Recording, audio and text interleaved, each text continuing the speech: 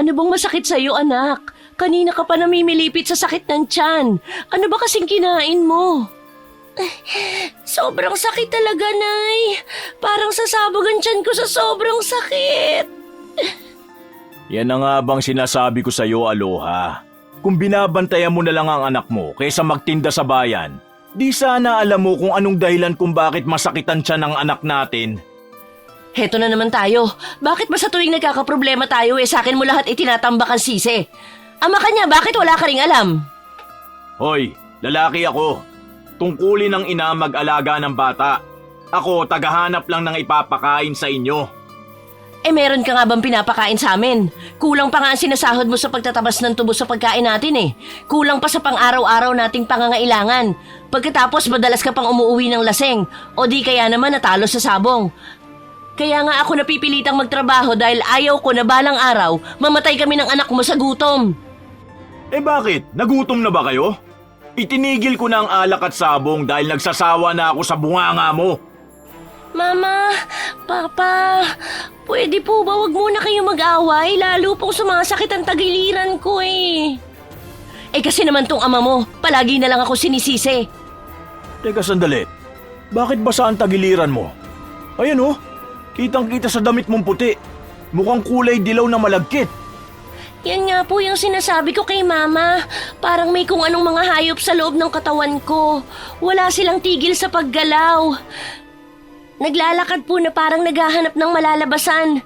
Alam ko at nararamdaman ko po, Papa. Sobrang sakit po talaga. Patingin nga ako, anak. Hala! Saan mo ba ito nakuha? Abalintek! Nardo! Tingnan mo ang sugat ng anak natin! Diyos ko, Mikay. Anong klaseng sugat yan? Nagnanaknak na at kitang-kita pang tumitibok-tibok ang sugat mo sa tagiliran. Akala ko masakit lang ang tiyan mo. Ayan namamaga. Namumula at nangingitim na rin. Sino may gawa nito sa'yo? Bakit ngayon mo lang sinabi kung kailan malala na at parang matagal na tong sugat mo? Yan na nga bang sinasabi ko sa'yo . Napakapabaya mong ina. At ikaw naman, wala kang kwentang ama. Hayop na to kung makapagsalita akala mo may nagawa bilang isang ama. Tama naman ang sinasabi ko, hindi ba? Ikaw lang ang nakita kong ina na hindi alam ang mga nangyayari sa anak. Tigilan mo nga ako, Nardo, kung ayaw mong palayasin kita sa bahay ko.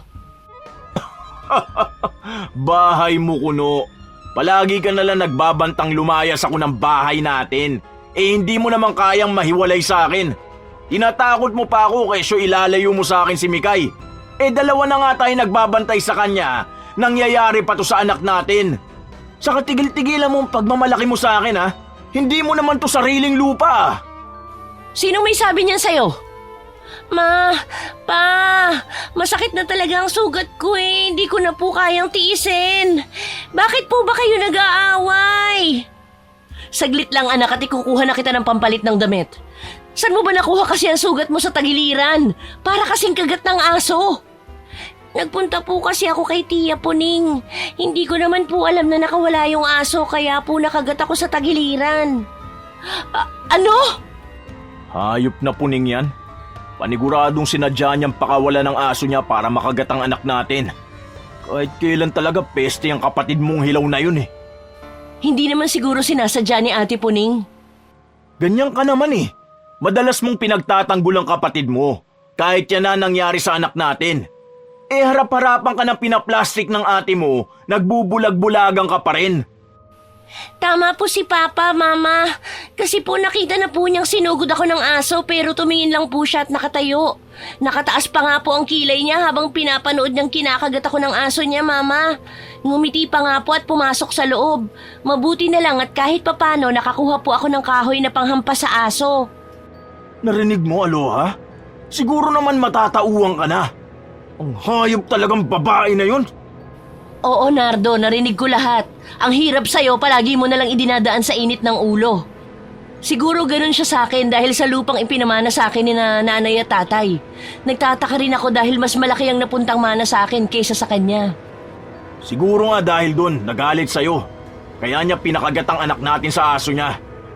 Kung nagkataong lalaki lang ang kapatid mo, nako, baka nabugbog ko na yon. Nardo, huwag ka nga magpakita ng ganyang ugali sa harap ng anak mo.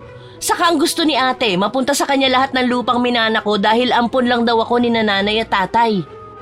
Eh bakit ba niya pinag-iinteresan ng lupang sayo? Hindi rin naman sa kanya yun eh. Ang sisihin niya ay ang mga magulang niyo dahil sayo ang lupang ito. Naku, patawarin ako ng Diyos sa magagawa ko sa kapatid mo kapag may nangyaring masama sa anak natin. Aray ko! Mama! Ano to? Diyos ko! Ano ang mga gumagalaw sa laman mo, anak? Teka, bakit may anay? Anong ginagawa ng mga anay sa katawan mo? Hindi maaari! May bumabarang sa anak natin, Aloha! Magmadali ka! Tawagan mo si Lola Tasing, natitiyak kung may alam siya sa panggagamot na may kinalaman sa itim na karunungan! Hayop na ate puning yan! Magtutuos talaga kami! Naikuyom ni Aloha ang sariling kamao. Nagngangalit ang bagang na nakatingin ito sa anak habang namimilipit pa rin sa sakit si Mikay at wala ring tigil ang paglabas ng mga uod sa sugat nito. Tutunga nga ka na lang ba dyan, Aloha? Puntahan na natin si Lola Tasing bago pa lumala ang sugat ng anak mo! Lola siya ni Ate Puning. Sa tingin mo tutulungan tayo ng matandang yun? Hindi ba't siya pa nga nagpabarangay sa atin dahil sa lupang kinatitilikan ng bahay na ito? Baka nga magkakampi pa sila sa pambabarang sa anak natin. Diyos ko, Aloha! Ang anak natin nawala na ng malay! Tulungan mo akong buhatin siya, Nardo. Dali natin siya sa simbahan, dun sa kabilang kanto. Sa palagay ko, matutulungan tayo ng enerhiyang manggagaling sa bahay dasalan para mapigilan ang sakit ng ating anak. Bilisan mo! Bubuhatin ko na siya! Magdala ka na lang ng kumot para hindi siya lamigin dun! Masyado na ring mataas ang lagnat niya. Bilisan mo, Nardo. Susunod na lamang ako sa inyo. Kukuha pa ako na lang isa lumang aparador ni tatay. Bilisan mo, Aloha! Magdidilim ng paligid at mahihirapan tayo maglakad kung walang ilaw! Kaya dali mo na rin ang lumang gasera ng tatay mo! Ha? Oo. Tara na, kailangan na natin magmadali. Dahil sa pag-aalala, kitang-kita ni Aloha ang pagtakbo ni Nardo sa labas ng kanilang bahay. Sumugod ito kahit madilim ang paligid.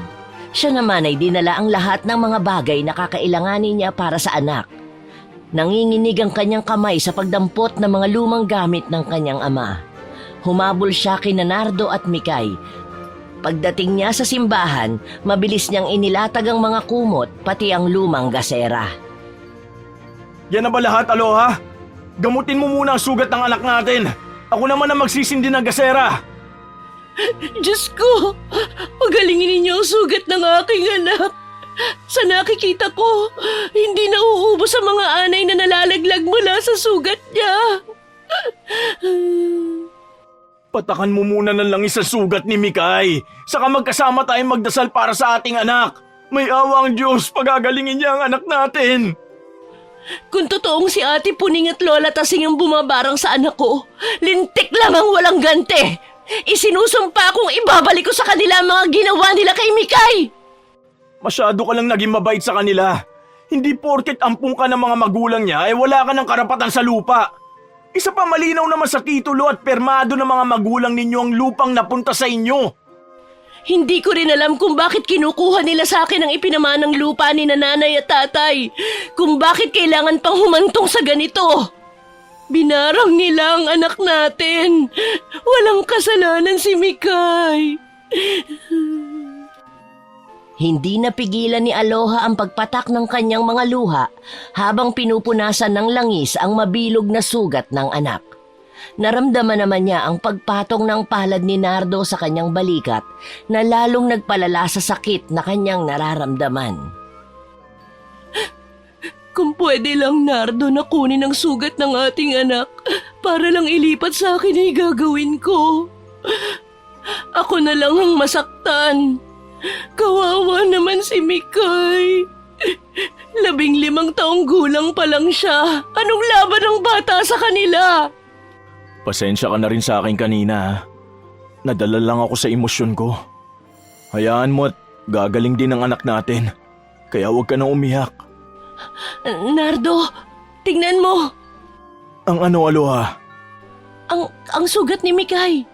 Pagkatapos kumalagyan ng langis na gawa ng tatay, namatay ang mga anay, nawala ang pangingitim ng sugat sa tagiliran ng anak natin. Oo nga. Ano kayang sangkap ang ginamit sa paggawa ng langis na yan? Saka konti na lang ang laman yan. Baka kapag naubos bumalik ang sakit ng anak natin. Hindi ko na rin matandaan kung anong sangkap ang mga ginamit niya eh. Kung ganun, posibleng may alam din ang ate mo sa paggamit ng itim na karunungan. Hindi ba sabi mo dating mambabarang ang tatay mo? May listahan siya ng tamang paraan, detalye, sangkap at kontra ng bawat barang. Hindi kaya na kay Ate Puning ang libro ni tatay? At ito ang ginagamit niya para barangin ang ating anak? Gamit ang alaga niyang aso? Kaya siguro nag-alaga ng aso. Para sa sandaling gusto niya mambarang, magagamit niya to. Isang matibay na alibay para hindi siya paghinalaan. Kung ganun pala, maaring totoo ngang mambabarang ang tatay niyo. Oo, pero hindi sila masama. Napatunayan ko yun dahil sa pag-ampon nila sa akin. Binusog nila ako ng pagmamahal ng higit pa sa tunay nilang anak. Kaya nga madalas inaaway ako ni ate dahil sa selos. Kung nasa kanya ang libro ng tatay mo, may posibilidad na manganib rin ang buhay natin. Tapos konti lang ang nalalaman mo para pigilan to.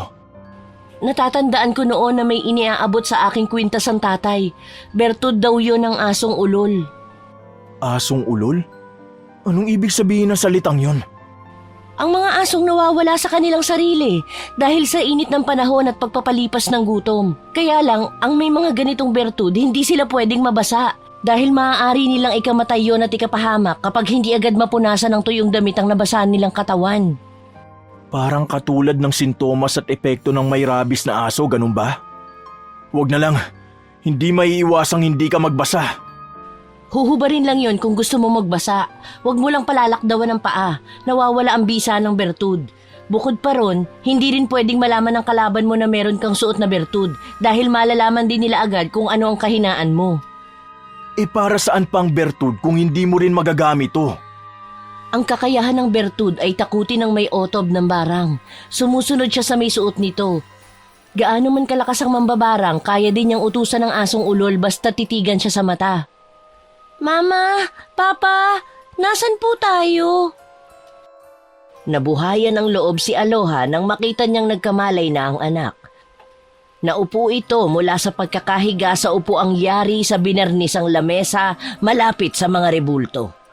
Matagal na tumitig sa kanilang mag-asawa ang kanilang anak. Nagtataka ito sa paligid dahil nasa simbahan na sila nang ito ay magising. Nilapitan agad ito ng nag-aalalang si Nardo. Ayos ka lang ba, anak? Kumusta ang pakiramdam mo? Mabuti na po, Papa. Nagising ako nang marinig ko po ang tungkol sa libro, langis at bertud. Totoo po bang binarang ako ni Tia Puning? Hindi pa tayo nakakasigurado, anak. Kaya wag muna tayo magbintang sa tao. Ang mahalaga, nakahanap ako ng luna sa mga sugat mo. Mukha pong mabisa, Mama, na wala po agad ang kirot. Mukhang may tao sa labas, Aloha. Kanina ko pa nararamdaman na may nakatingin sa atin sa labas ng simbahang to. Diyos ko naman, sino namang loko-loko ang magmamasid sa atin ng ganitong oras ng gabi? Sinasabi ko na nga, ba't kayo ang nakikita ko rito sa simbahan? Anong ginagawa nyo dito sa simbahan? Ang lakas ng loob nyo magpakita sa amin pagkatapos ng ginawa nyo sa anak ko. Tumigil na kayo! Lumayas ka, matanda ka! Sa sandaling mapatunayan kung kayo ang gumawa nito sa anak ko, mapapatay ko kayo! Ang galing din ang plano ninyo, no? Pumunta kayo rito para hindi ko kayo paghinalaan sa ginawa ninyo sa apo ko. Binabarang ninyo ni ate ang anak ko pagkatapos magpapakita kayo sa amin para magkunwaring walang alam? Huwag na ninyong bilugin ang ulo ko. Alam kong kayo ang may kagagawan kay Puning. May sugat siya sa kanyang tagiliran at hindi pa nagkakamalay hanggang ngayon. Ibigay ninyo sa akin ang itim na libro. Sa anak ko yon. Hindi ninyo pag-aari ang gamit niya, kaya ibigay ninyo sa akin. Alam ninyo kung kanino ipinamana ni tatay ang kanyang libro, pero biglang nawala yun sa aparador niya. Kaya huwag kayong magpanggap na wala kayong alam. Dahil nararamdaman kong nasa inyo ang libro, dahil kayo ang tunay na mambabarang. Abat ang hayop na ito nagmamatigas pa? Huwag ninyo sasaktan ang mama ko! Kayo ni Tia Puning ang bumarang sa akin! Huwag na huwag ninyong pagbibintangan ng kung ano-ano ang mga magulang ko, mga walang ya kayo! Nakita mo na, Aloha? Nagmana na sa'yo ng kabastusan ng ugali ang anak ninyo. Palibhasa kasi, mga salot kayo! Tumigil na kayo! Lumayas ka, matanda ka!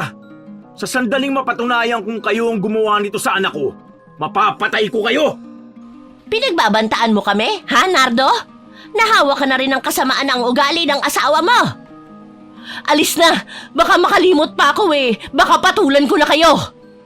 Aalis ako, pero magtutuos pa rin tayo! Nakahinga lang ng maluwag si Aloha nang makita niyang nagmamadaling lumabas ng simbahan si Lola Tasing. Takot na takot ito sa banta ni Nardo. Nalulungkot namang napaupo sa upuang yari sa kahoy si Nardo. Umiiyak namang lumapit si Mikay sa kanya. Nakayakap ito sa kanyang bewang habang nakatingin sa papalayong matanda. Bakit naman ganun ang lola sa inyo, Mama? Tayo na nga po ang inabuso, tayo pa ang pinalalabas na masama. Ganun talaga, anak. Nag-iiba ang ugali ng tao pagdating sa mana ng lupa.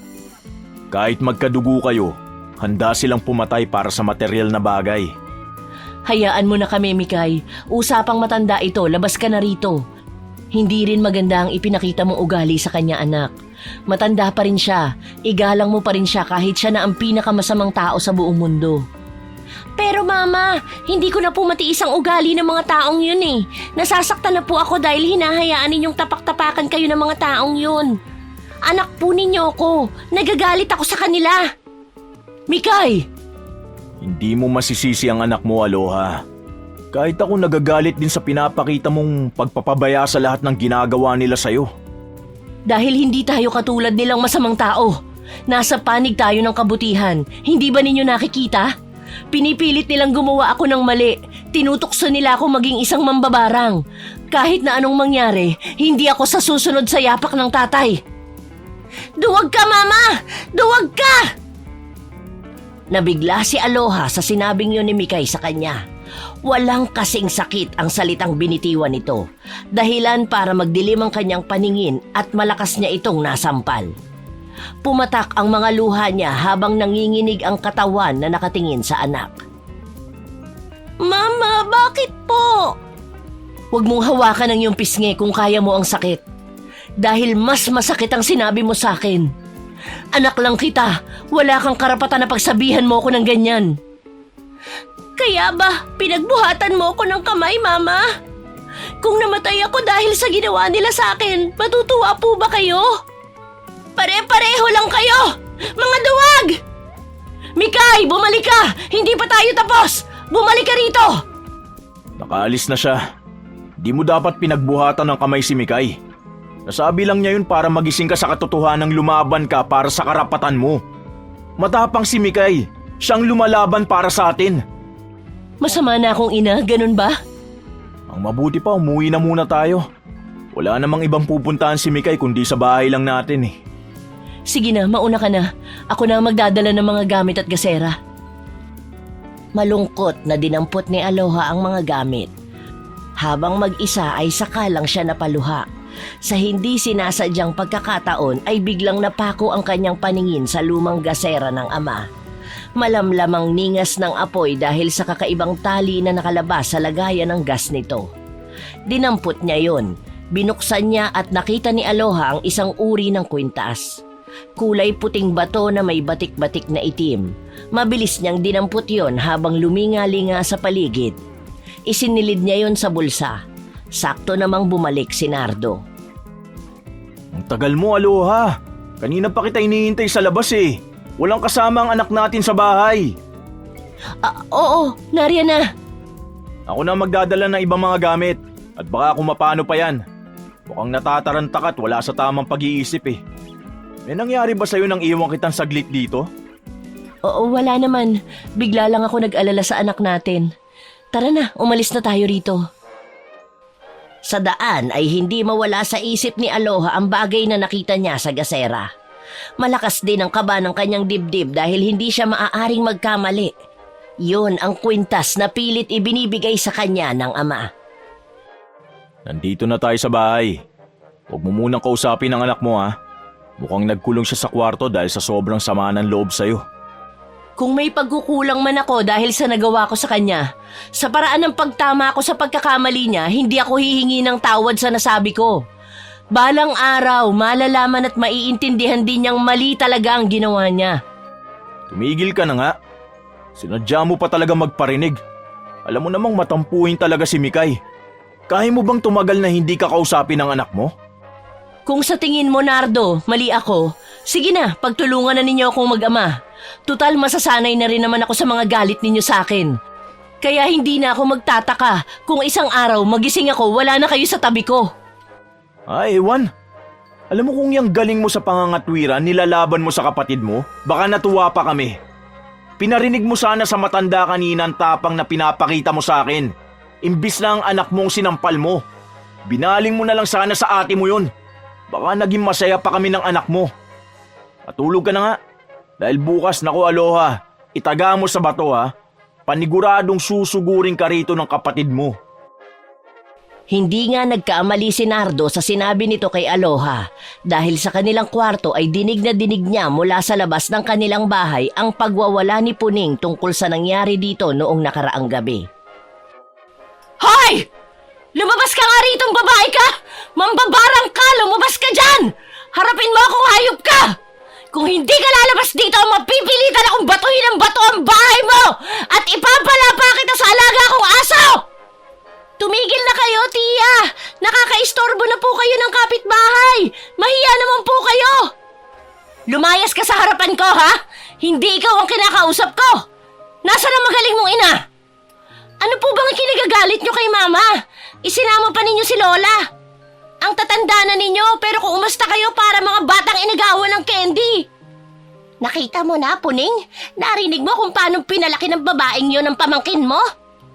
Aloha po ang pangalan ng aking ina, kaya wag na wag po ninyo siyang tawaging babaeng yon. Wag ninyo siyang sisigaw-sigawan sa harap ng pamamahay namin. Ano bang kinagagalit mo, Ate Puning? Hindi pa ba kayo masaya sa pambabarang ninyo sa anak ko? Huwag ka na nga magmaang-maangan pa. Alam kong nasa iyo ang gamit ni tatay. Ginagamit mo para barangin kami. Ate, magdaan-daan ka sa pananalita mo ha. Binarang niyo ang anak namin. Bakit kailangan niyo pang gumawa ng kwento? Aba, hindi kami gumagawa ng kwento. Albularyo si Lola Tasing, kaya alam niya ang lintik na kapatid ko ang gumawa nito sa akin. Baka nga siya pa ang bumarang sa anak ninyo para hindi kami maghinala na siya talaga ang bumarang sa akin. Mama! Hahayaan lang ba ninyo na pagsalitaan kayo ng ganyan ni Tia? Kung tutuusin, Mama, hindi mo siya kaano-ano. Hindi iisa ang dugong nananalitay sa inyong mga ugat.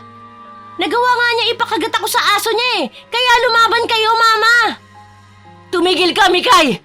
Pumasok ka sa loob. Usapang pang matanda ito, hindi ka dapat nakikisali. Pagsisisihan ninyo, Mama, ang pagiging duwag ninyo. Sarili mong anak, hindi ka ginagalang. Walang silbi, inutil na ina. Huwag niyong pagsasalitaan ng ganyan ang asawa ko. Lumayas kayo dito kung ayaw niyong ibuhos ko sa inyong kumukulong tubig na to. Hindi napigilan ni Nardo ang sarili dahil hindi man lang nagpatinag ang dalawa sa hawak niyang takure. Ganun na lang ang panlalaki ng mga mata ni Aloha nang biglang sumugod ang asawa at hinarap ito ng galit na alagang aso ng Ate Puning niya. Nardo! Diyos ko! Mabuti nga sa kanya! Pumapatol sa mga babae! Sige lang, Itim! Kagatin mo siya sa binte! Ate! Awatin mo ang aso mo! Marami ng sugat ang binti ng asawa ko dahil sa kagat ng aso mo! Huwag ka mag-alala! May turok ang aso ko! Sa kapal ng balat ng asawa mo, kahit 10 aso pa ang kumagat sa kanya, hindi siya tatablan nito! Mabuti nga yan sa asawa mo!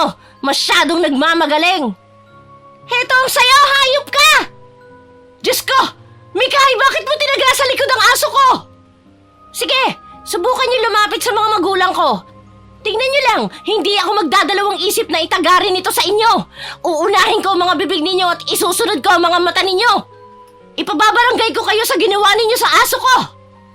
Hoy, Tia! Huwag kang magpaawa. Baka nakakalimutan ninyo kulang pang kabayaran yan dahil sa pagpapakagat mo sa akin ng aso mo. Huwag po kayo mag-alala. Mababaw lang naman ang ginawa kong sugat sa aso ninyo Mabubuhay pa naman siya, kaya lang, kailangan itali ninyo dahil kapag nakatakas yan, kayo mismo ang sunod niyang lalapain. Hindi magkandara pa ang dalawa sa pagmamadaling umalis sa harapan ng bahay ni Aloha. Takot na takot ang mga ito sa ipinakitang tapang ng dalagita. Nakatutok pa rin kasi ang itak ni Nardo habang hawak yun ni Mikay. Matalas yun dahil ito ang ginagamit ng ama sa pagtagpas ng mga tubo. Nanginginig ang buong katawan ni Aloha habang nakatingin sa nakatayong anak. Hindi siya makapaniwalang magagawa nito ang ganong karahasan. Na ni sa hinagap ay hindi niya kayang magawa. Iika-ikang sumunod na umalis ang may sugat na aso. Doon lang ulit nakaramdam ng matinding sakit si Mikay. Hawak nito ang basang tagiliran na ang damit ay nakadikit pa sa sugat. Mikay, anong nangyayari sa'yo? Nardo, alalayan mo ang anak natin. Pumasok muna tayo sa loob ng bahay. Oh, kayo mga tsismoso kayo. Tapos na ang palabas kaya maaari na kayo umuwi. Halika anak, gamutin natin ang sugat mo. Mukhang nagdurugo na at nagtutubig. Pero kayo po, Papa, ang may sugat. Kayo po muna ang dapat nagamutin. Huwag mo muna akong alalahanin. Dito ka muna saglit na umupo sa upuang kahoy. Isandal mo ang likod mo para madaling magamot ang sugat mo. Patingin nga, anak. Diyos ko, mas malala pa to sa inaasahan ko. Maitim na ang mga sugat mo. Ilapit na natin to sa doktor. Sira ka ba? Hindi ito nagagamot ng medisina dahil gawa ito ng taong may itim na kakayahan. Mawawala rin naman ang sakit kapag nalagyan na ulit ng langis ang kanyang sugat. Hanggang kailan tayo aasa sa bisa ng langis? Mauubos yan. Kapag naubos na, paano na? Hindi nawawala ang sugat dahil panandalian lang ang epekto ng langis. Nakakainis! Anong gusto mong gawin ko? Mama, totoo po, binabarang ako ng Tia Puning. Alam ko yun at kapag hindi pa kayo gumawa ng paraan, maaaring ikamatay ko ito. Kung ibigay ko na lang kaya ang lupa at bahay na ito. Total ito naman talaga ang dahilan kung bakit ginugulo nila tayo. Kesa mawala sa akin si Mikay, ibigay na lang natin ang lupa sa kanila. Tanga ka talaga, Aloha. Ang lupa na lang na tong natitirang alaala ng mga magulang mo. Susuko ka na lang? Basta mo na lang ibibigay ito sa kanila? Paano na tayo? Saan tayo titira? Huwag po ninyong ibibigay ito, Mama. Sila po ang dapat na tumigil sa panggugulo sa atin. Sana nga tumigil na sila. Hindi ako sanay sa ganitong buhay. Masyadong magulo at nakakapagod. Katulad pa rin ng dati na wala ulit ang pananakit ng sugat ni Mikay nang malagyan ito ng langis. Pero palaki din ito ng palaki na halos umabot na hanggang sa sikmura ng dalaga. Nang sumapit ang gabi, hindi lang si Mikay ang halos namimilipit sa sakit ng sugat. Dahil si Nardo ay nadamay na rin. Diyos ko, ang sakit naman ng mga sugat ko sa binti. Ang walang hiyang aso nilang yun. May sa demonyo pa yata. Bakit ganito kasakit to? Hindi ko na alam ang gagawin sa inyo. Konting tiis muna at pakukuloan ko muna ang dahon ng bayabas para malinisan ang mga sugat ninyo. Mama, mahapdi rin po ang sugat ko. Saka may mga bukol na pong nagsisilabasan sa balat ko. Hala, bakit ganito na, Mikay? Totoo nga binabarang kayo ng ama mo. Mama, sobrang sakit po ng mga tumubong bukol. Parang may gustong lumabas mula sa loob. Gumagalaw po sila. Matagal na pinagmasdan ni Aloha ang bukol sa tiyan ng kanyang anak. Ganon din ang mga sugat nito na kitang-kita ang pamamaga at pamumula. Si Nardo naman ay hindi mapakali habang pilit na pinipiga ang sariling mga sugat. Kapag pinipiga ko ang sugat ko, nawawala ang sakit. Anong klaseng aso ba ang hayop na yun? Kakaiba po talaga, Mama, ang asong yun. Sa tingin ko po gumagamit ng barang si Tia Puning sa ilalim ng kapangyarihang taglay ng isang nauulol na aso. Ano bang pinagsasasabi mo, Mikay? Paano mo nasasabi ang mga ganong bagay? Wala ka pa namang alam sa mga barang Mama, narinig ko silang nag-uusap tungkol sa barang. Ang totoo, Mama, magbibigay lang po sana ako ng ulam sa dalawa. Yung ipinadala po ninyo para sa kanila. Narinig ko po ang mga pinag-uusapan nila. Nang makita po nila na narinig ko ang mga pinag-uusapan nila, doon nila ako pinalapa sa kanilang aso. Hayop sila! Talagang sinusubukan nila ako! Sa galit ay napatayo si Aloha. Napiga niya pati ang sariling damit. Doon niya lang nakapa ang isang matigas na bagay. Ngayon lang niya naalalang isinilid niya sa kanyang bulsa ang kwintas na matagal nang ibinibigay sa kanya ng namayapang ama. Ang bertud ng asong ulol. Pero hindi niya gustong ipaalam sa asawa at anak na nakuha niya na ang bertud sa lumang gasera. Oh, bakit natigilan ka? Kumukulo na ang dahon ng bayabas. Unahin mo munang gamutin na sugat ng anak mo. May naalala lang ako. Sige, ikukuha ko na kayo ng gamot. Papa, masakit pa po ba ang mga sugat mo? Ano ba ang barang na utob? Naalala ko pala. Tungkol sa nangyari kanina. Wag mo nang uulitin yun ha. Tinakot mo kami ng nanay mo. Hindi ko alam kung sa mo inuhugot ang lakas ng loob mo at tapang pero nagawa mong manakit ng hayop. Patawarin ninyo ko, Papa. Pero nang makita ko po na nasa ilalim kayo ng asong yun, natakot po ako. Kaya nabigla din po ako sa mga nagawa ko. Heto, uminom muna kayo ng pinakuloang dahon ng bayabas. Para saan naman yan? Ang alam ko, panglinis lang ng mga sugat ang dahon ng bayabas. Hindi ito iniinom.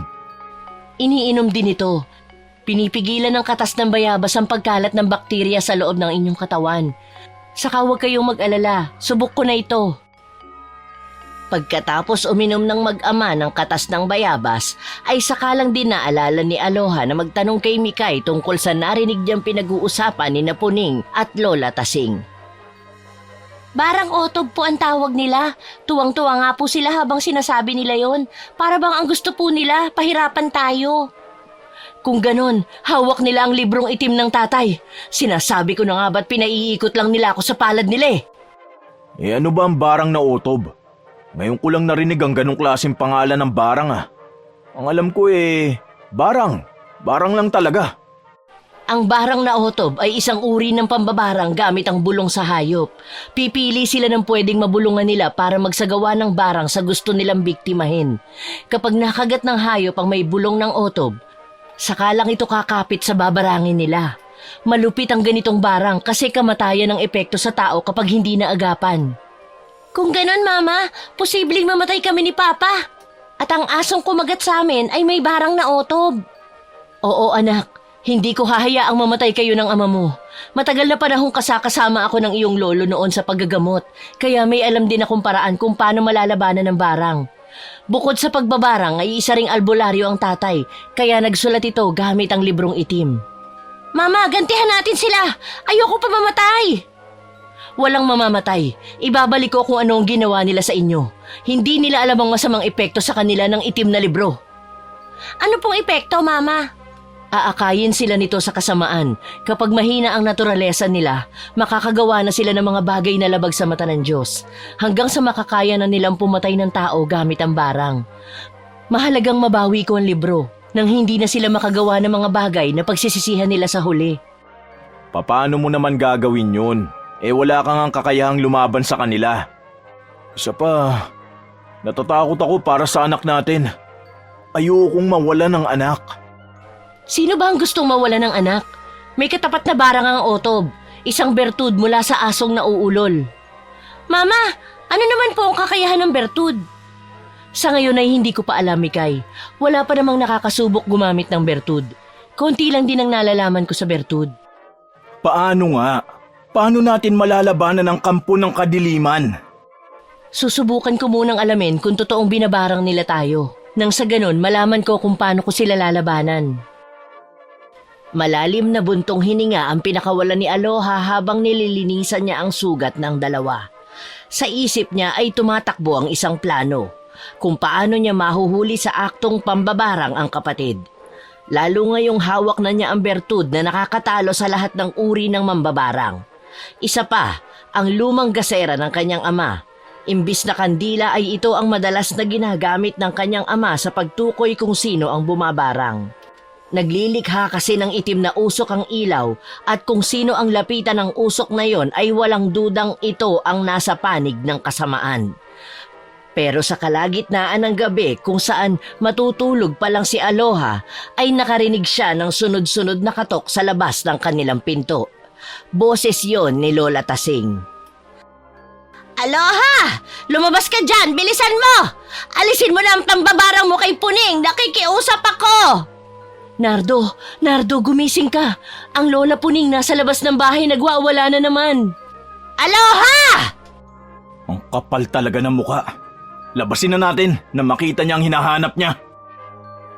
Magkasunod na lumabas ng silid ang mag-asawa para harapin ang nagwawalang matanda. Pagbukas nila ng pinto ay bumungad sa kanila ang umiiyak na si Lola Tasing. Wala itong sapin sa paa habang takot na nanginginig ang buo nitong katawan.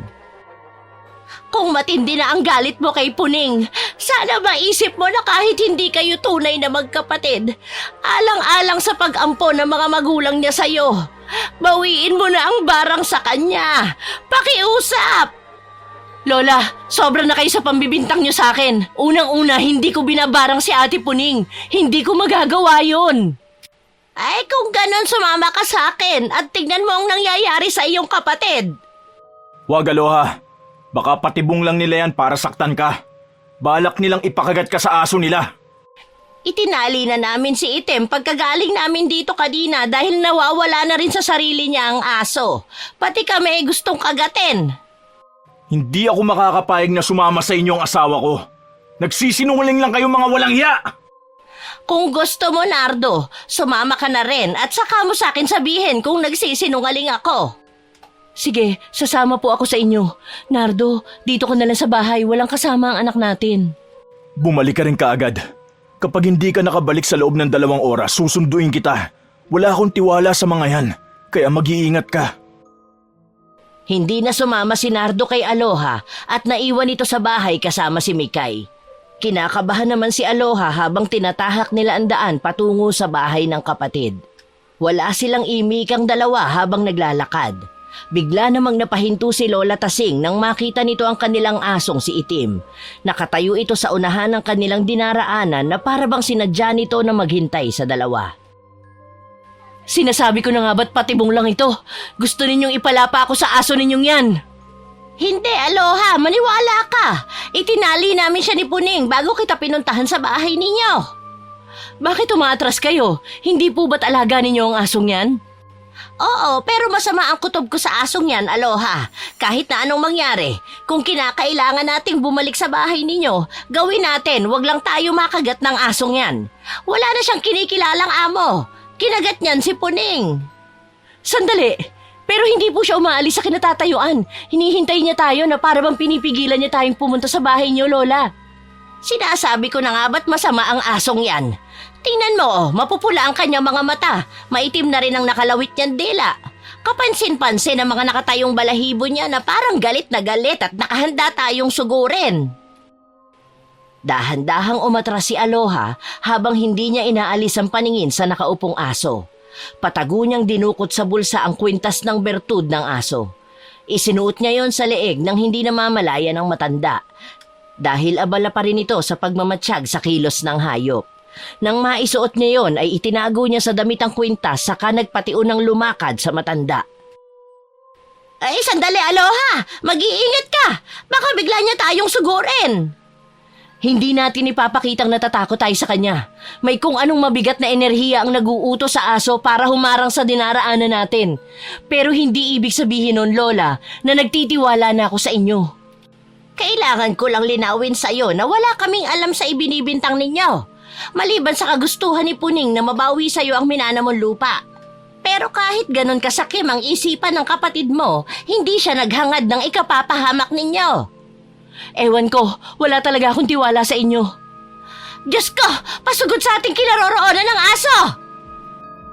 Tatakbo na sana si Lola Tasing dahil sa takot, pero mahigpit na hinawakan ni Aloha ang kamay ng matanda. Para siyang nakikipag-usap sa tao kung duruduruin niya ang aso gamit ang kanyang hintuturo. Ikaw, kung sino ka mang masamang elemento ka na gumagamit sa katawan ng aso, ang mabuti pa tumabi ka sa daraanan ko. Dahil kung hindi, tatanggalan kita ng mata. Kinakausap mo ang aso? Mukhang natakot siya sa sinabi mo ah. Hindi ko lang inaalis ang tingin ko sa mga mata niya. Paalisin mo na siya sa daan. Baka kung ano na ang masamang nangyari kay Ate Puning mo.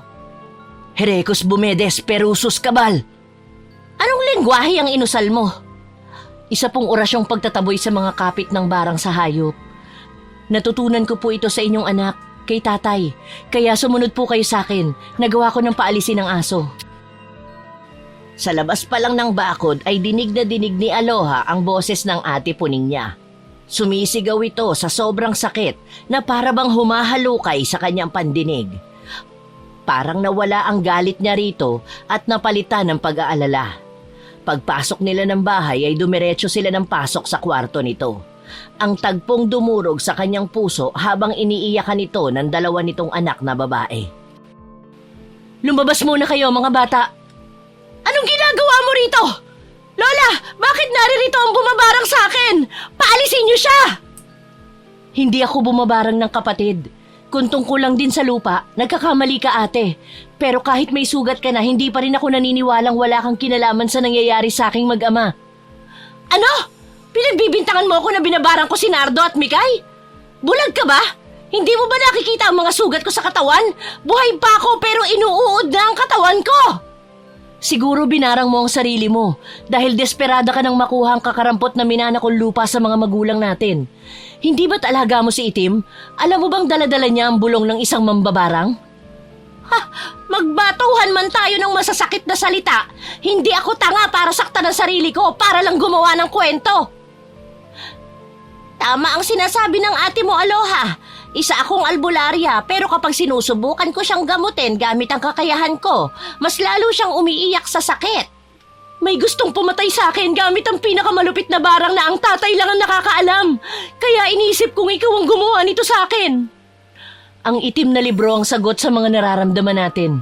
Susubukan kong gamutin ka gamit ang kaunting kakayahan ko. Nagpapatawa ka ba? Sarili mo ngang anak at asawa, hindi mo mapagaling. Ako pa kayang kapatid mo? Baka nga patibong mo lang ito para tuluyan mo akong patayin eh. Magsasalita pa sana si Puning pero sa kalagitnaan ng kanilang pag-uusap ay biglang sumuka ito ng dugo. Diyos ko! Aloha! Ang ate mo! Tulungan mo siya! Puning! Malala pa ito sa inaasahan ko. Kailan pa ito nangyari kay ate? Kasabay nang nangyari kay Mikay.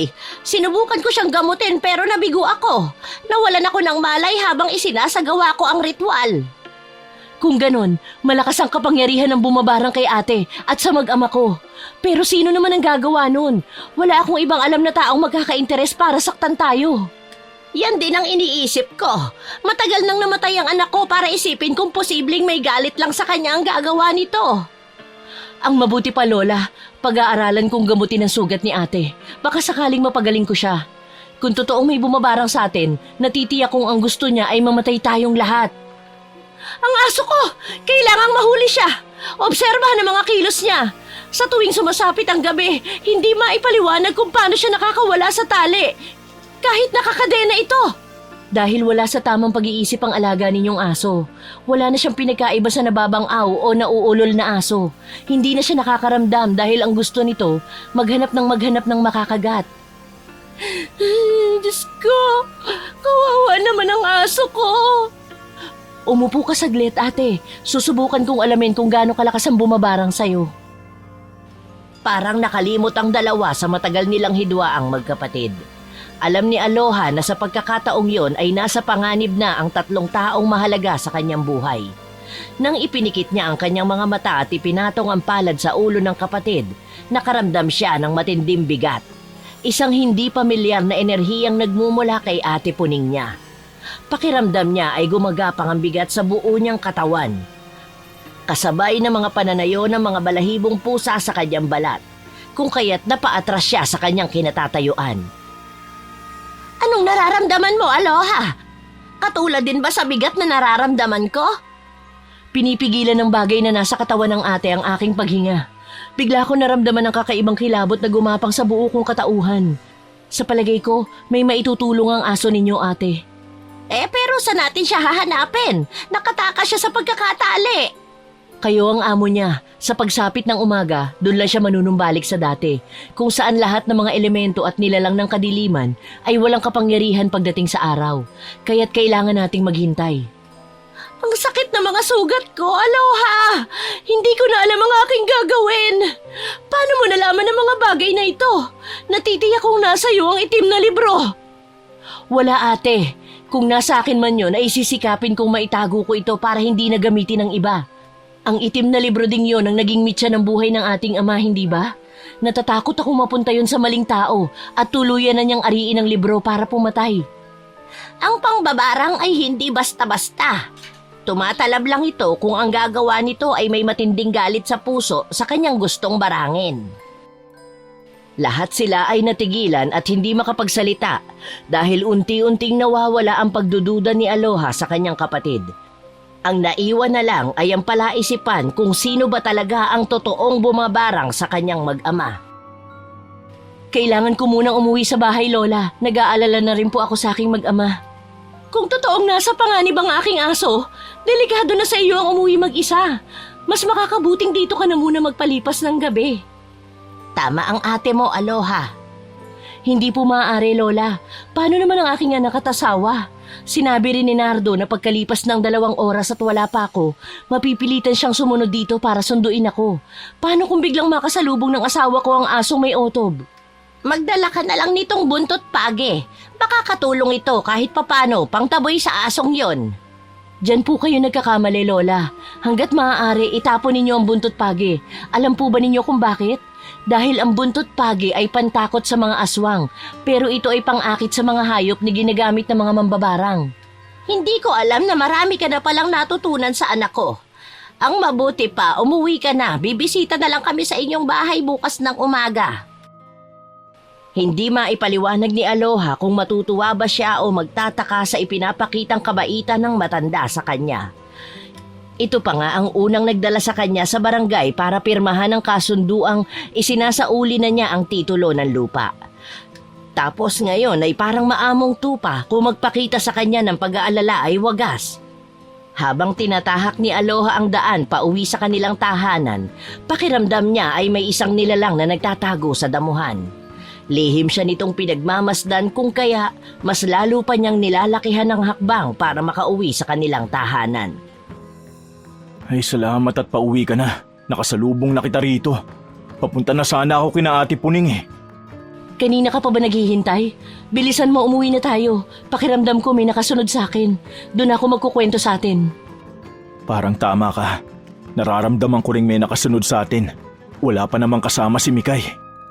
Bakit mo siya iniwang mag-isa? Nasa kwarto lang naman siya. Tulog lang mula nung umalis ka. Hindi na siya lumabas ng kanyang kwarto. Mas lalo pa nating bilisan ang paglalakad. Baka kung ano nangyari sa ating anak. Pagdating ng mag-asawa sa tapat ng kanilang bahay, gano'n na lang ang pagsigaw ni Aloha. Naluluhang tinakbo niya ang silid ng anak dahil nakita niyang kalalabas lang ng aso sa sala ng kanilang bahay. Pagpasok nila ay galit na hinarap ni Aloha ang asawa. Napakawalang silbi mo! Iniwan mo ang anak mo ng mag-isa habang nakabukas itong bahay! Bago ko umalis, siniguro ko munang nakasarado ang bahay. Kaya imposible makapasok ang aso ni Ate Puning mo. Katukin mo ang pinto ni Mikay! Bilisan mo! Mikay, anak! Buksan mo ang pinto! Ayos ka lang ba dyan? Walang sumasagot sa loob. Ako na ang magtatawag. Baka tulog lang. Mikay! Buksan mo ang pinto! Nandyan ka ba? Teka, bukas pala itong pinto ng kwarto ng ating anak. Halos mapugto ang hininga ni Aloha sa sobrang takot na kanyang nararamdaman. Para bang sasabog na ang kanyang dibdib nang makita niyang hindi nakasara ang kwarto ng anak. Itinulak niya ang pinto at tumambad sa kanyang paningin ang nakakumot na si Mikay. Nakahiga ito habang nanginginig ang buong katawan. Butil-butil din ang pawis sa mukha nito. Iniilang hakbang lang ni Aloha ang espasyong namamagitan sa kanilang dalawa ni Mikay at pinakiramdaman niya ang noo ng anak. Diyos ko! Sobrang taas ng lagnat ng anak mo, Nardo! Bilisan mo, ikuha mo ko ng maligamgam na tubig para ipuna sa katawan niya. Oo, ikukuha ko na rin siya ng langis dahil baka na-impeksyon na ang sugat niya, kaya siya nilalagnat. Kumuha ka rin ng bimpo sa kwarto natin. Mama, ang sama po ng pakiramdam ko. Ang lamig po pero ang singaw sa aking mata, ilong at bibig ay sobrang init. Tatagan mo lang at labanan ang sakit mo, gagaling ka rin. Pareho kayo ni Ate Puning. Malala na ang kanyang sakit dahil sumusuka na siya ng dugo. Mabuti na lang at ang ama mo ay ginamot niya ang kanyang sarili. Hindi kayo nagkasabay-sabay dumaing. Hindi po ako mamamatay, Mama. Maililigtas mo po kami. Oo, anak. Hindi ka ba sinaktan ng aso kanina? Nakita ko siyang kalalabas lang ng bahay natin. Para na akong mababaliw sa nerbiyos, alam mo ba? Mahal na mahal kita, anak, kaya lumaban ka. Bumangon ka na at nandyan na ang papa mo. Oh, nandito na ang planggana may tubig. Lalabas muna ako para mapunasan mo ang buong katawan ng anak mo. Muling binalingan ni Aloha ang anak matapos na maisara ni Nardo ang pinto ng silid. Hinawakan niya ang bimpo at isinausaw yon sa tubig. Nakalimutan ni Aloha na suot-suot niya ang kwintas na may bertud ng ulol na aso.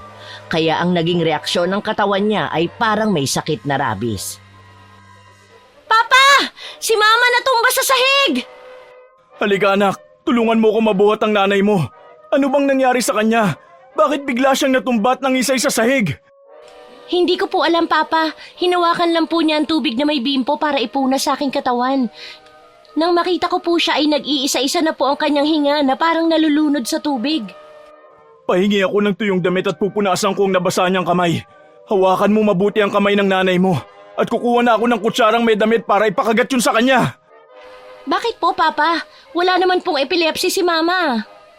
Pangunahing lunas yun sa mga ganitong sitwasyon. Makakatulong to para mapigilan ang pagkagat niya sa dila at maiwasang hindi maglakang kanyang panga. Kahit nasa ganong kalagayan si Aloha, ay malinaw niyang naiintindihan ang pinag-uusapan ng mag-ama. Hanggat hindi niya nalalaman kung sino ang bumabarang sa kanyang pamilya, hindi dapat makita ang suot niyang bertud dahil kapag nagkataon, makakahanap ang kalaban ng paraan kung paano siya tatalunin. Mama, kumusta po ang pakiramdam ninyo matapos kayong lagyan ni Papa ng kutsara sa bibig? Bigla akong nanghina, saka hindi ko makontrol ang abnormal na pagkilos ng aking katawan.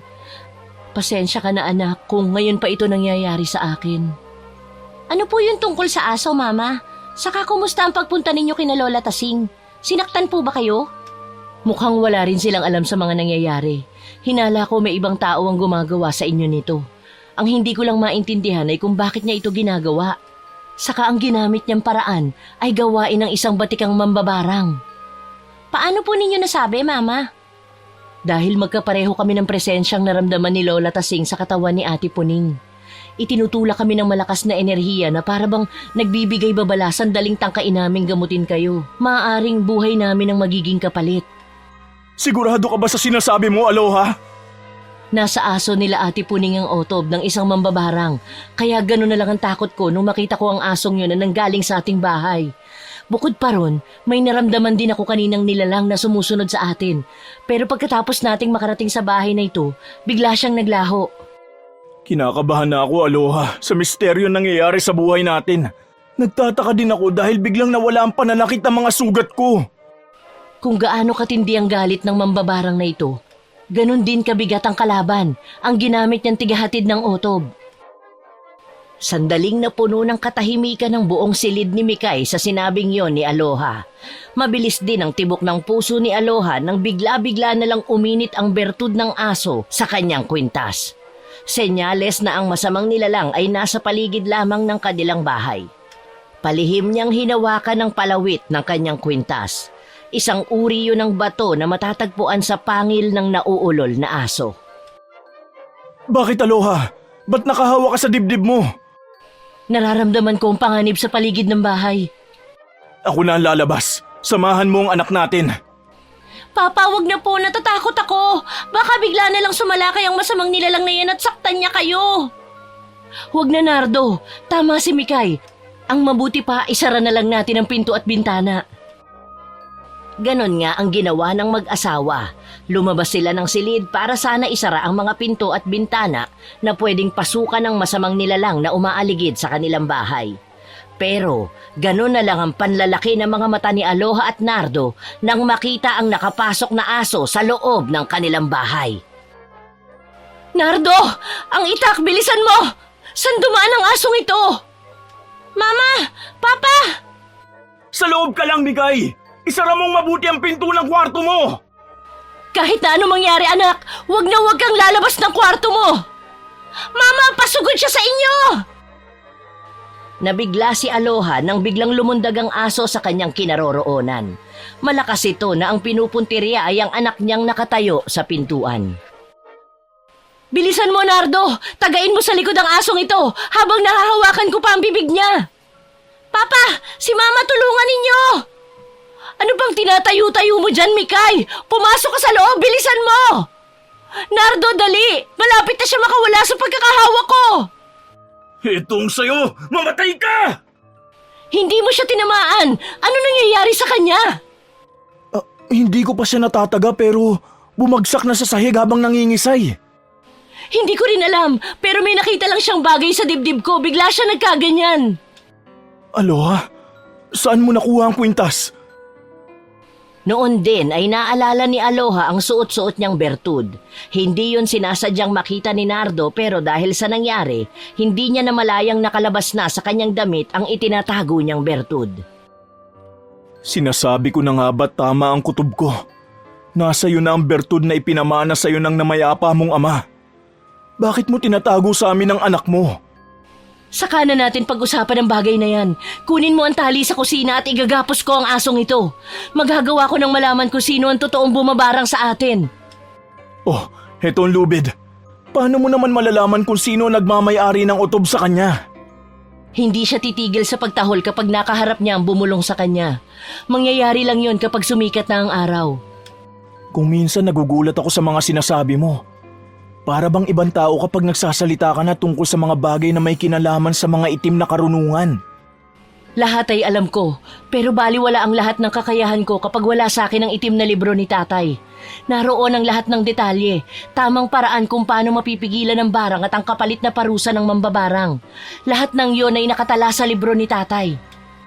Tapos nang maitali ang aso, pupuntahan ko si Mikay. Huwag na muna. Hayaan na muna natin siya magpahinga. Hindi ko alam ang totoong dahilan kung bakit gano'n na lang ang reaksyon ng aso nang makita nito ang anak natin. Dahil siya talagang puntirya. Sa simula't simula ng mga nangyayari, si Mikay ang una nagkaroon ng sugat. Habang tumatagal, palaki na ng palaki ang sugat na tumutubo sa katawan ng anak natin. Naguguluhan na ako, Nardo. Si Ate Puning, mas malala pa ang kalagayan niya kaysa sa anak natin. Saglit na napaisip si Aloha sa kung ano nga ba ang nararapat nilang gawin para mawakasan na ang paghihirap ng kanilang kalooban. Buong magdamag nilang binantayan ang nahuling aso. Kinabukasan, narinig ni Aloha ang boses ng lola tasing niya. Nasa labas ito ng bahay at nagtatawag sa pangalan niya. Nangako kasi ang matanda na ngayon nga nila bibisitahin si Mikay kasama ang Ate Puning niya. Pero nagulat ito sa nadatnan at hindi makapaniwala nang makita ang alaga nilang aso habang nakagapos. Anong nangyari dito? Saka nakagapos si Itim? Sumalakay ang hayop na yan sa loob ng aming pamamahay. Pinuntirian niya ang aking anak na si Mikay. Mabuti na lang at naitali namin ang aso bago pa ito makapasok sa kwarto ng anak ko. Teka, anong ibig sabihin nito at nandito kayo sa loob ng pamamahay ko? Gusto ko sanang makiusap kay Aloha na kung pwede dito muna kami titira habang hindi pa tuluyang gumagaling ang sugat ko. Pagkatapos ng ginawa niyo sa asawa ko, ngayon makikiusap kayong dito titira? Baka naman drama lang yan para makuha niyo ang loob ng asawa ko. Hindi, Nardo. Kailangan ko talaga ng tulong ni Aloha. Wala kaming alam sa mga nangyari. Hindi ko gusto na dito kayo tumira. Dahil hindi ko pa rin nakakalimutan ng mga salitang binitiwan niyo sa asawa ko. Hayaan mo na muna kami, Nardo. Naiintindihan ko kung bakit nagagalit ka kay ate. Pero biktima rin siya. Kapatid ko pa rin siya. Ang ibig mong sabihin, ganun-ganun lang yon? Tingnan mo nga nangyari sa anak natin. Hindi rin niya magugustuhan makita ang mga walang hiyang yan sa pamamahay natin. Bigla na lang nakaramdam ng awa si Aloha sa masasakit na salitang binitiwan ni Nardo kay Ate Puning niya. Sa halip na sumagot at magmatigas ang kapatid niya, nagpakita ito ng pagpapakumbaba na hindi naman ugali ng kanyang kapatid. Pasensya na kung nagdulot kami na sama ng loob sa inyo. Gusto lang naming makausap si Mikay.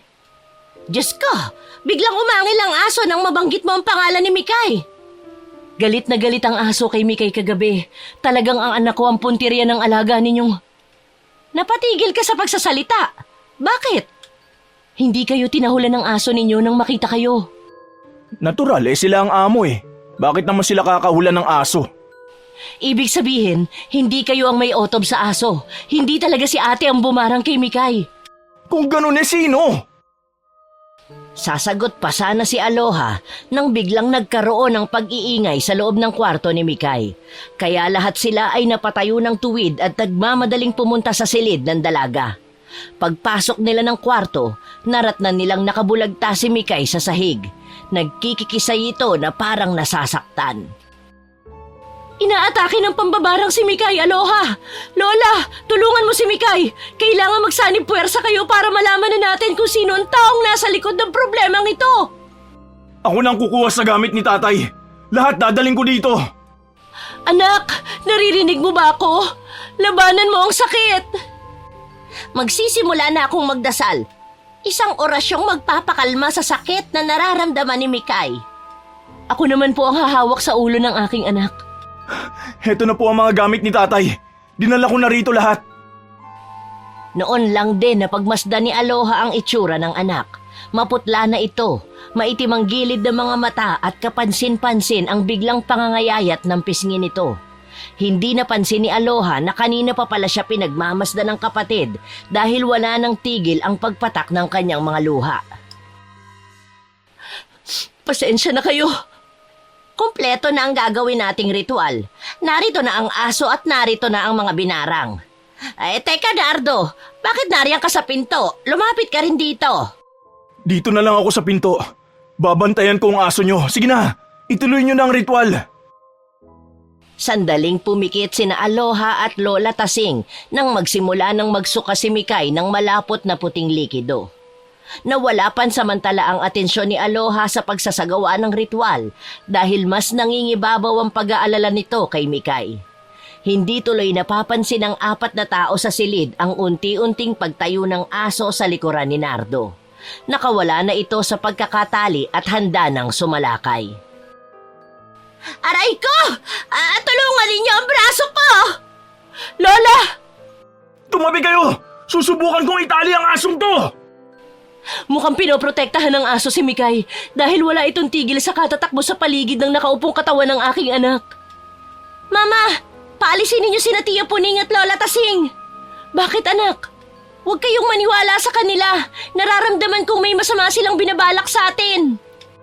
Narinig mo, Aloha? Paalisin mo ang traidor mong kapatid! Tatayo na sana si Aloha para paalisin ang ate Puning niya.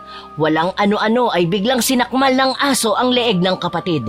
Umagos kaagad ang dugo sa leeg nito na siyang nagpawala sa galit ni Aloha. Napalitan niyo ng takot ng mangisay ang katawan ng kapatid at binawian nito agad-agad ng buhay. Dala ng puot sa nangyari sa kapatid, kinuha ni Aloha ang hawak na itak ni Nardo at walang awa niyang pinagtataga ang katawan ng aso. Hayop ka! Pinatay mo ang kapatid ko! Huli na para magsisi ka pa. Hindi kayo naniwala sa kanya. Pinatay mo ang kapatid mo! Nararapat lang siyang mamatay. Sa kanya nagsimula ang lahat. Mikay? Doon lang din napansin ni Aloha ang maruming paa ni Mikay. Gayong hindi naman ito lumabas ng bahay. Napatayo siya at matamang pinagmasdan ang nakaupong anak. Sinalubong nito ng tingin ang mga mata niya, kaya't napaatras siya hanggang mapasandal sa dibdib ng nakatayong asawa. Bakit, Aloha? Para kang nakakita ng multo. Diyos ko! Hindi ito totoo! Mikay, nagkakamali ako, hindi ba? Sabihin mo! Bakit, Aloha? Ano ba kasing nangyayari? Kunin mo ang lumang gasera ng Tatay Nardo. Bilisan mo! Paano ko bibilisan? Nanginginig ang buo mong katawan. Saka titig na titig ka sa paa ng anak natin. Sana nga nagkakamali ako. Mainit din ang bertud sa kwintas ko. Bilisan mo, pati langis ibigay mo sa akin. Kinuha ng nanginginig na kamay ni Aloha ang langis at lumang gasera ng ama. Hinubad niya ang kanyang kwintas saka inilagay sa loob ng gasera. Umusal siya ng orasyon at nalantad ang buong katotohanan sa harap niya. Mikay! Ikaw ang totoong bumarang sa iyong sarili, kay Tia Puning mo at sa iyong ama! Nasisiraan ka na ba ng bait, Aloha?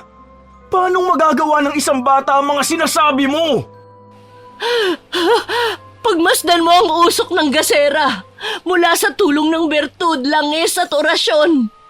Tingnan mo kung sino ang itinuturo ng itim na usok na nagmumula sa lumang ilawan matapos ko itong sindihan. Ha? Paano nangyari to? Nalaman ko lang dahil sa maruming paa ni Mikay.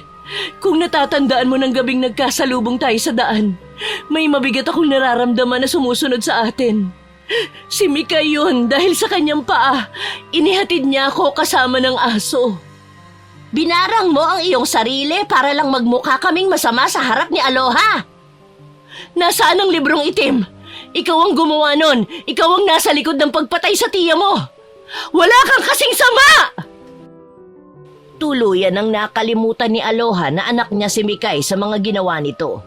Dala ng matinding galit, pinagsasampal niya ito ng paulit-ulit. Natigil lang yon nang awatin siya ni Nardo sa pamamagitan ng pagyakap sa kanya ng mahigpit. Bakit kayo nagagalit sa akin? Kahit paulit-ulit ninyo ako sampalin, hindi ko pagsisisihan ang mga nagawa ko. Mahal kita, Mama. Hindi ko kayang sinasaktan kanila. Dapat nga magpasalamat pa kayo dahil ako na ang kumilos para makaganti sa hayop ninyong kapatid. At ikaw, ano ka? Masahol ka pa sa demonyo. Huwag mo akong ibibilang sa masama ring katulad mo, tanda. Alam mo bang nang mabasa ko ang libro ng lolo, may nakaipit doon na sulat. Kahit nga galit na galit ako sa inyo hindi kita dinamay sa pambabarang ko. Sulat para sa akin. Iaabot ko ba o babasahin ko na lang?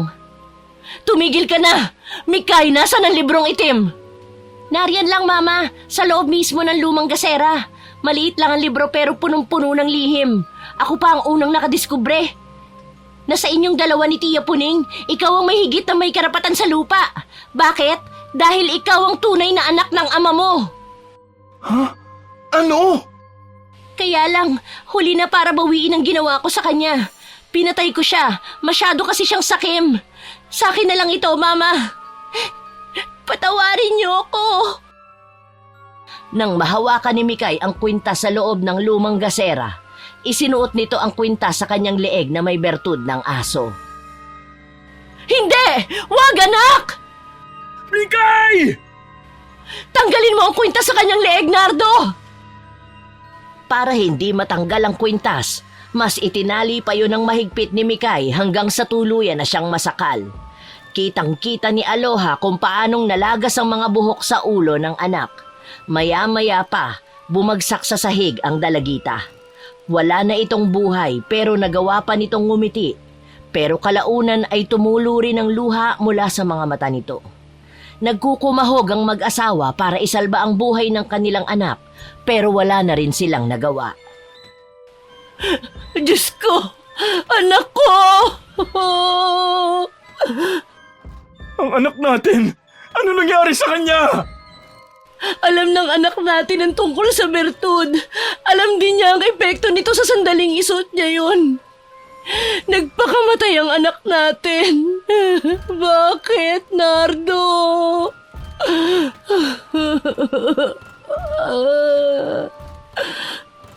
Apo ko, ikaw pala ang tunay kong apo, Aloha. Tama si Mikay, nabasa ko na ang lahat. Wala na ang ate.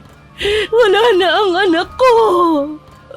Nang dahil sa lupa, namatay ang mga mahal ko sa buhay. Kasalanan ko ito.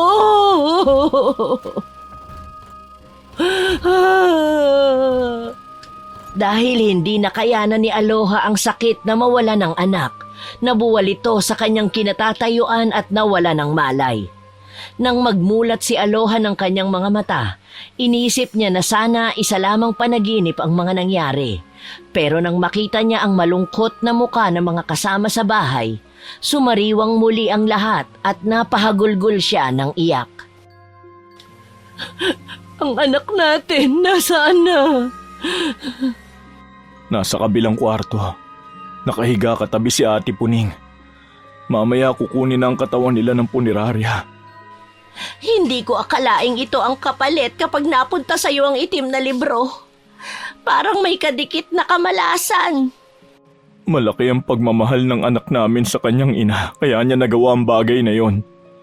Dahil sa inyo at kay ate, Kaya napilitan si Mikay na gumawa ng kasalanan. Humingi man ako ng kapatawaran. 2 buhay na ang nawala. Sa murang edad ni Mikay, nakagawa siya ng bagay na tumapos sa kanyang buhay. Tama lang pala ang naging desisyon mo, Aloha, na hindi tinanggap ang librong itim. Ngunit hindi naging maagap ang pagtago natin ng libro. Hindi natin naitago ng mabuti. Kung kaya natukso ang anak natin na gumawa ng kasalanan. Ang mga nangyari ay ibinaon sa limot ng mag-asawa. Nagsimula sila ng panibagong buhay ngunit malayo na sa kapitbahay. Ang nangyaring ito ay pagpapatunay na walang magandang idudulot ang pagsapi sa kapangyarihang itim. Agawan ng mana sa lupa pero sa bandang huli, pamilya mo pa rin ang tutulong sa iyo.